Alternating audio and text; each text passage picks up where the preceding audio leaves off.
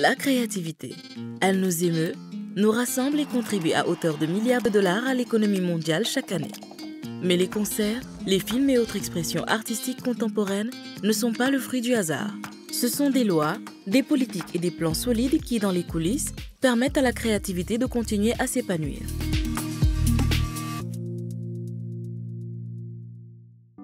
L'UNESCO et l'Union européenne collaborent depuis 10 ans avec des pays du Sud à l'élaboration de nouvelles politiques, lois et plans qui constituent les fondations pour le développement des industries culturelles et créatives.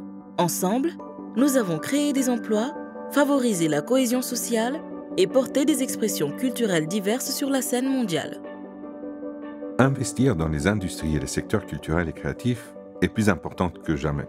Non seulement en raison de l'impact dévastateur de la pandémie de la Covid-19, mais aussi parce que les nouvelles technologies ont radicalement changé ces secteurs au cours des 2 dernières décennies, aggravant le déséquilibre sur le marché mondial.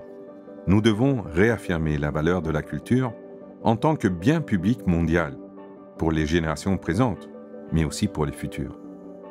Dans ce contexte où les changements sont rapides, l'UNESCO et l'Union européenne soutiennent depuis 2019 12 pays et leur vision du changement pour améliorer la gouvernance de leurs industries culturelles et créatives. Ces partenariats ont permis la transformation de secteurs entiers, comme en Géorgie, où d'anciennes usines désaffectées dans tout le pays sont désormais transformées pour devenir des pôles de création.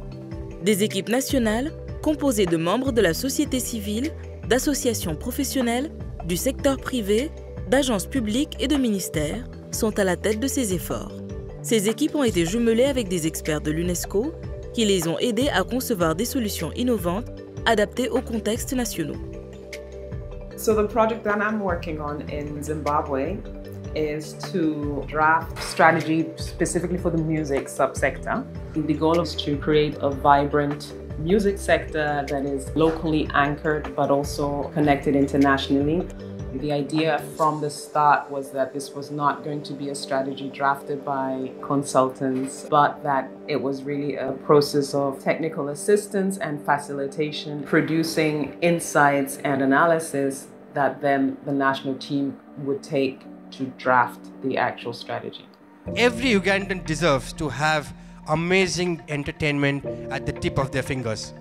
Certaines équipes collaborent déjà au-delà de la portée du projet. En Ouganda, par exemple, l'équipe nationale s'est emparée de la politique conçue lors du projet pour créer une nouvelle plateforme prometteuse de diffusion en continu.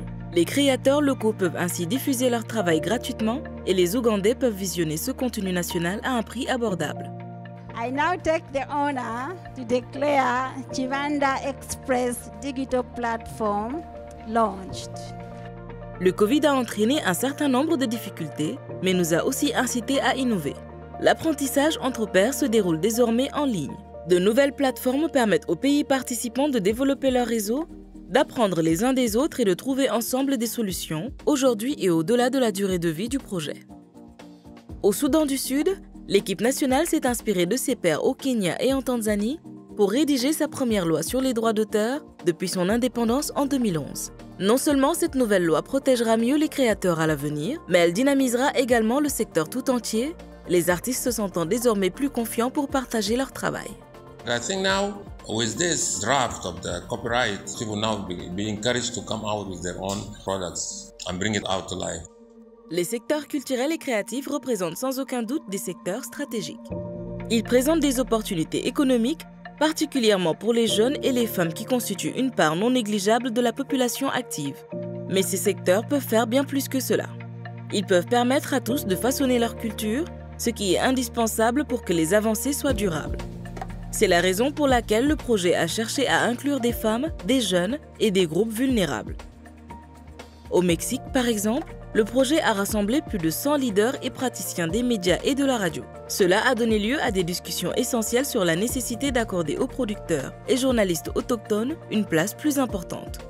Depuis, des producteurs autochtones développent leur propre contenu diffusé sur la radio publique dans tout le pays.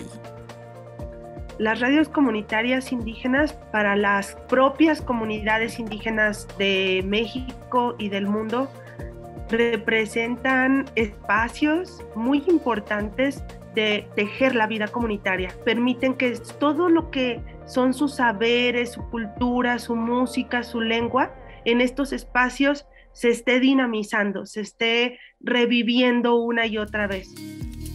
Investir dans les lois, les politiques et les plans qui soutiennent l'épanouissement des secteurs culturels et créatifs dans les pays du Sud a un réel impact. Ces investissements permettent aux pays de bénéficier des avantages socio-économiques de leur industrie culturelle et créative unique et font une différence sur le long terme dans la vie des gens.